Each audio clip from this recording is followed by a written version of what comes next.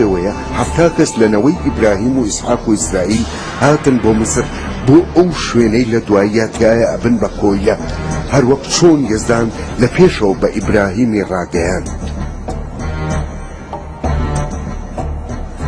کوڕەکانی حەزرەتی ئیبراهیم نەوەی زۆریان لێبووە و مسریان پڕ کرد.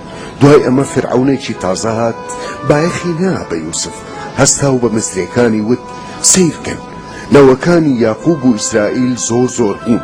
خۆ ئەگەر ئەم عیبرانیانە زیاتر زەوزێ بکەن لەوانەیە لە کاتی شەڕا لەگەڵ دوژمنەکانمانە یەک بگرن دژی ئێمە.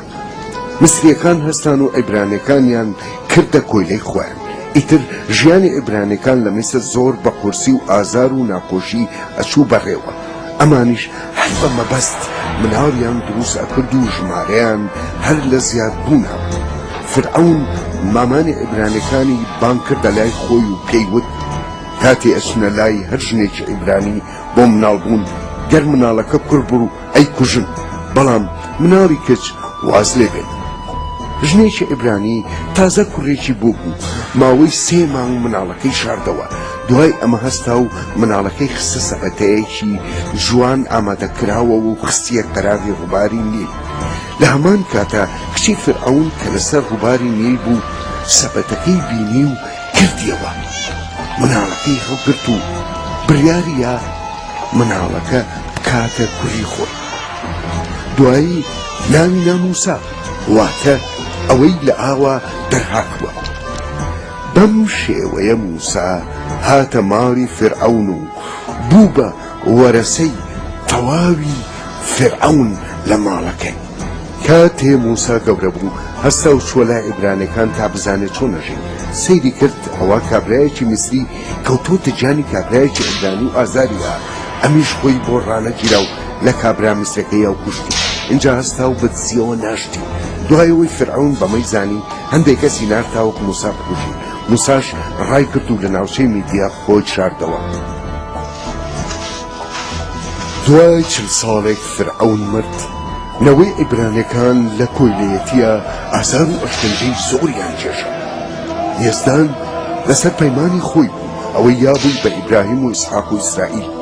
موسا لە ناوچەی میدیان بوو بە شوانی مرد.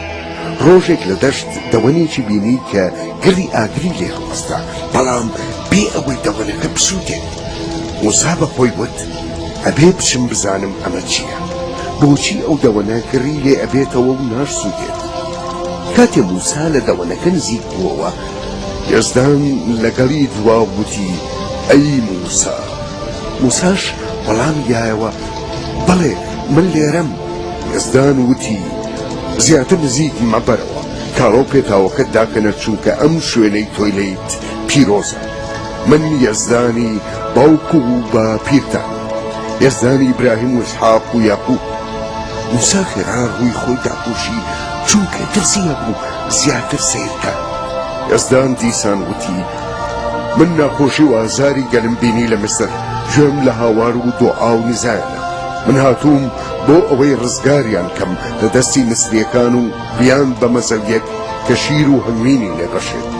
تۆش ئەی موسا ئەمەوێت بتنێرم بۆ لای فرعون تاوە گەلم ڕزگار بکەیت. موساش وتی چێ من بۆ لای فرعون بچم گەل ڕزگار کەم؟ باشە گەر وتم یەزدانی باو باپیرتان منی ناردووە لێمە پرسن ناوی چییە، من پێیان بڵێم چی؟ اینجا یەزدان بە موسای وت من ئەوەم کە هەم، تۆ ئەبێت بەنەوەی ئیبراهیم و ئیسحاق و ئیسرائیل بڵێیت ئەوەی کە هەیە منی ناردووە. موسا وتی گەورم من لە قسەکردنا خراپم دەمم تێکەڵ و پێکەڵە بێت. بەڵام یەزدان وتی کێ ئەوەی دەمی مرۆڤی دروست کردووە؟ من نیم. بڕۆ و هارونی برات لەگەڵ خۆتا بەرە، من فێرتانەکەم کە چۆن قسە و مامەڵە بکەن. کە گەڕایتەوە بۆ میسر وات لێ ئەەکەم لەبەر چای فرعون کاری سەرسوور هێنەت بکەیت، بەڵام دڵی فرعون وا ڕەقەکەم کە گەل ئازاد نەکات. اینجا ئەبێ بە فرعون بڵێیت یەزدان ئەڵێت ئیسرائیلی کوڕی نۆبەرەم ئازاد کە.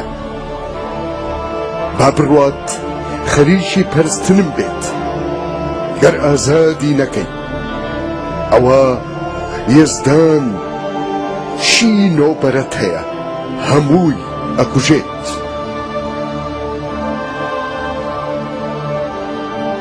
موسا و ئارون چوون بۆ لای فرعەون و پێیان وت گەورەمان یزدانی ئیسحاق و ئیسرائیل ئەڵێت گەلم ئازادکە. فرعەون لە وەڵامدانەوە وتی گەورەتان چێ تاوەک من بە قسەی بکەم و گەلی ئازاد بکەم؟ من ئەو ناناسم و گەلیش ئازاد ناکەم. دوای ئەمە موسا گەڕایەوە لای یزدان و پرسی گەورم بۆ منە نارد؟ من چوومە لای فرعەون و بە ناوی تۆ قسەم کرد بەڵام ئازادی نەکردم. یزدان وتی من یزدانم خۆم دەرخست بۆ ئیبراهیم و ئیسحاق و ئیسرائیل بەم زوانەش لە میسر وەک یەغوە خۆم دەرخەم واتە ئەوەی هەبووە و هەیە. پیشانیانم کە مرۆڤ ئەبێ ملکەچی یزدان بێ نەک ملکەچی ئەوەی یزدان دروستی کردووە. دارەکە هەڵگرە و بڕۆ بۆ میسر لەوێ دەست بەرزکەرەوە و ڕایگرە بەسەر ئاوی میسرە. موسا و هارون گەڕانەوە و کردیان ئەوەی یزدان پێیگوتن.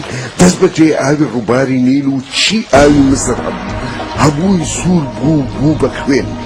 چی ماسی هەبوو مردن و ئاوەکان بۆ گەنیان کرد. میسرێکان ئاوی خواردنەوەیان نەما. یزدان بە موسای وت برۆرەوە بۆ لای فرعەون و پێی بڵێ گەلم ئازاد کات تاوەک بمپەرستن. خۆ ئەگەر ئازادیان نەکا ئەوە چی زەوی و زار هەیە پر یەکەم لە بۆک. فرعەون گوێی نایە قسەی یزدان بۆیە هەموو زەوی و زاری میسر پڕ بوو لە بۆک. ماڵەکانیان ژوورەکانیان جێگای خەوتنیان هەمووی پڕ بوو لە بۆک. فرعەون خێرە ناردی بە شوێن موسا و هارون وتی بڕۆن بە یزدانتان بڵێن ئەم بۆقانە لابەرێت ئینجا منیش گەلتان ئازادەکەم. بەڵام کاتێ فرعەون دی زەوی هەموو پاک بۆتەوە لە بۆک دڵی ڕق بووەوە و لە پەیمانی خۆی پەشیمان بووە. هەموو جارێک کە یزدان نەکبەتێکی بەسەرهێنا فرعەون داوایە کرد ئەو نەکبەتێ لابەرێتەوە گەلیان ئازاد کات بەڵام لە دواییە دڵی ڕق بووە و لە پەیمانی خۆی پەشیمان ئەبووە. یزدان خۆڵی سەرزەوی کرد بە مێشوولە و هەموو میسری کردەوە. ئەوسا جادوکەرەکان سەربازەکان بە فرعەونیان وت ئەم کارە کاری خواییە. دوای ئەمە یزدان جۆرەمێشێکی خراپی نرد بۆ میسریەکان چی دەشت و ماڵ و جێگەیان هەبوو هەمووی پڕ بوو لە مێشوولە. ماوەیەک دوای ئەمە یزدان تەرزەی ئاگرینی باران بەسەر ئاژاڵ و زەوزاری میسرێکانە چی زەوزاریان هەبوو هەمووی تێکچوو ئاژاڵەکانیان لەناو چوون. بەڵام ئاژاڵ و زەوزاری عیبرانیەکان و هەموو ئەوانەی کە باوەڕیان بە قسەی موسا و قسەی یزدان کرد و ئاژاڵەکانیان نەبردبوو بۆ دەشت بە ساغی مانەوە. بەڵام لەو شوێنەی عیبرانیەکانی لێبوو نەتەرزەباری و نەیزوونیە. دوایەمە یزدان زەوزاری میسری هەموو لە باران کرد بە شێوەیەک کە بەری ڕۆژیان کرد و چی زەوی و سار هەبوو ئەوەی بە تەرزەکە لە ناو نەچوو بوو ئەمان خواردیان و زەوی سەوزایی پێوە نەما. پاشەمە